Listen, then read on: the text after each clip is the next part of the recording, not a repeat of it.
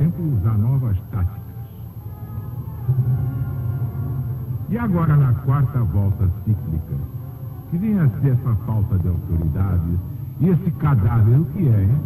E o mar tornado em sangue. Você imaginar o Oceano Atlântico todo vermelho de sangue? E vocês acham que Jesus está brincando?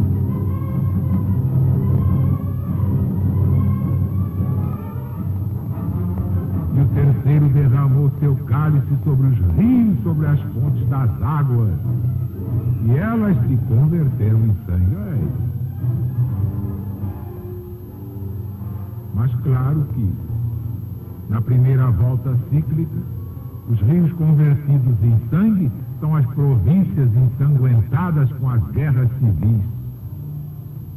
Porque então é que se levantaram os 30 tiranos, cujas vidas temos escritas aí por Trevélio Polião. Basta consultar História Augusta, é o livro dele. Nada menos de 30 tiranos com as suas loucuras. E o quarto anjo derramou o seu cálice sobre o sol. E foi-lhe dado o poder de afligir os homens com fogo e calor. Não é verdade, quando faz um calorzinho de 40 graus, que a gente se sente abrasado? Agora imagine de 80, de 120. O que é que vocês dizem, hein?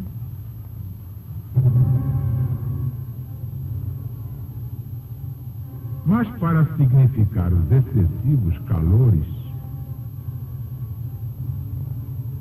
e em consequência desses calores a seca, e em consequência da seca a fome total, é que vemos aí o efeito do ato do quarto anjo vingador.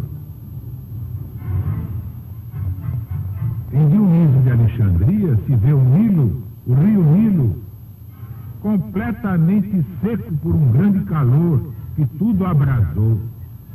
E em Cipriano, outro autor famoso do tempo, vimos foi uma fome total. E ainda vem tanta coisa por aí, quem diz não sou eu não, é o Apocalipse de Jesus. E blasfemaram o nome de Deus. Em lugar de se converterem, era tal a cegueira dos idólatras que ainda imputavam esses males públicos aos cristãos. E quem o diz é o próprio Cipriano. E esta iníqua e blasfema imputação durou até o tempo de Santo Agostinho, para que se patenteasse a sua falsidade.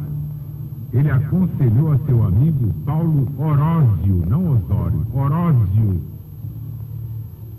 presbítero bracarense. Agostinho aconselhou a Orósio que escrevesse a sua história toda dirigida a este fim. E com o mesmo Orósio, Santo Agostinho escreveu sua obra De Civitate Dei, é da cidade de Deus. Mas não é essa aí de Jacarepaguá, não.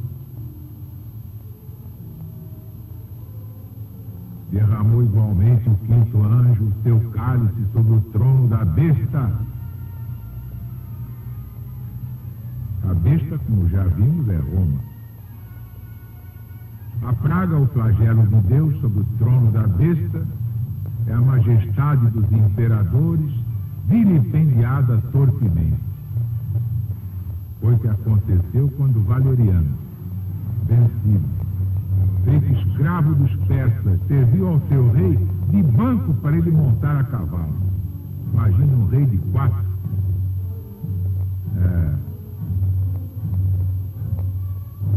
Poder só mesmo com Deus. Ninguém tem poder nesse mundo. Quando depois de sua morte foi esfolada a sua pele, pendurada no templo, como eterno padrão de tão formosa vitória dos egípcios contra os romanos. E quando, depois de tantas indignidades feitas a Valeriano, foi a majestade do império ainda mais desonrada pela moleza e insensibilidade do seu filho Galieno. Tudo isso vocês podem ver em Lactâncio de Mortibus Persecutorum. Com licença do latinório, mas ainda não há tradução em português. E o seu reino se tornou tenebroso. A dignidade do imperador ficou envilecida, conspurcada pelo grande número dos que a si mesmos atribuíram. Chegaram a 30, entre eles alguns de baixíssimo estofo moral. Ajuntava-se a isto, para maior vergonha do Império Romano, que até mulheres quiseram governar Roma. Até as mulheres diziam: os homens não dão mais nada, vamos governar isso aí. Trebélio Polião põe na boca do Senado este clamor: livra-nos de Vitória e de Zenóbia. E por excessivos que fossem os outros males, o opróbrio passava a todos. Tal foi o golpe que a orgulhosa Roma recebeu no tempo de Valeriano, logo depois da perseguição. O outro golpe ainda foi mais funesto, porque então é que começou a inundação dos bárbaros. Para resistir a tantos inimigos, foi necessário, no tempo de Diocleciano, multiplicar os imperadores e os Césares. Desta sorte veio a ficar desonrado o nome César, porque ficou patenteada a fraqueza do império. Um príncipe, sendo só, já não podia defender.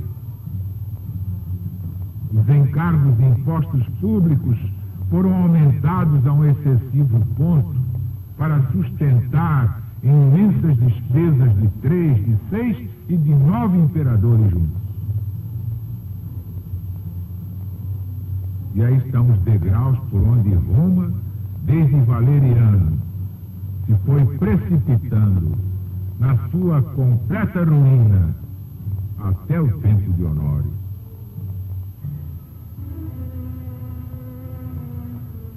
E secou as suas águas para que se aparelhasse caminho para os reis do Oriente. Reparem, tudo que São João previu, naturalmente, ditado por Jesus, aconteceu. Tudo aconteceu. Só falta a parte do fim do ciclo de 2000 anos. Quando é profecia de Deus, é coisa séria para se respeitar. Que acontece mesmo. Não está sujeita ao calculismo de nenhum futurólogo. Ora, no estilo dos profetas, secarem-se as águas significa abrir passagem. Vocês encontram isso no profeta Isaías, capítulo 11, e no profeta Zacarias, capítulo 10, no Velho Testamento. E aqui temos o Eufrates completamente seco para abrir caminho a Sapor, rei da Pérsia, e aos outros que o seguiram para fazer guerra a Valeriano e os seus infelizes sucessores. E eu vi saírem da boca do dragão e da boca da besta e da boca do falso profeta 3 espíritos imundos. Este falso profeta é o império da mistificação religiosa, filosófica, intelectual, científica, misturada com a idolatria que graça no mundo até hoje. idólatras em pleno século XX. Que vergonha! E esses 3 espíritos imundos, semelhantes às rãs, são espíritos de demônios que fazem prodígios. E tudo mostra que esses 3 espíritos são os mágicos, os adivinhos, astrólogos, que animavam os príncipes contra os cristãos por meio dos seus prestígios e falsos milagres. Ora, serem 3 as bocas de onde esses 3 espíritos saíam, denota 3 tempos em que os mágicos astrólogos valeram muito com os imperadores. O primeiro, Valeriano, ao qual este capítulo se refere principalmente, Dionísio de Alexandria, faz menção de um chefe de mágicos que incitou esse príncipe a perseguir os cristãos, metendo-lhe na cabeça que tudo ia sair muito bem se ele assim o fizesse. O segundo, Diocleciano, um famoso adivinho chamado Tages, se servia das suas adivinhações.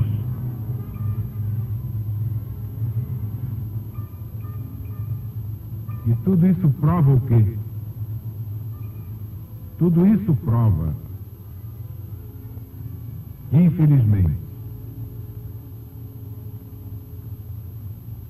quando o rei, quando o governante, o príncipe, o imperador, o presidente, o primeiro-ministro não tem iluminação espiritual, fica à mercê de qualquer astrólogo mistificador.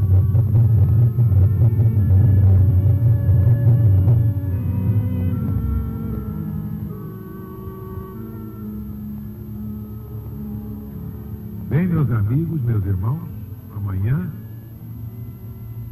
voltaremos com o Apocalipse de Jesus segundo São João.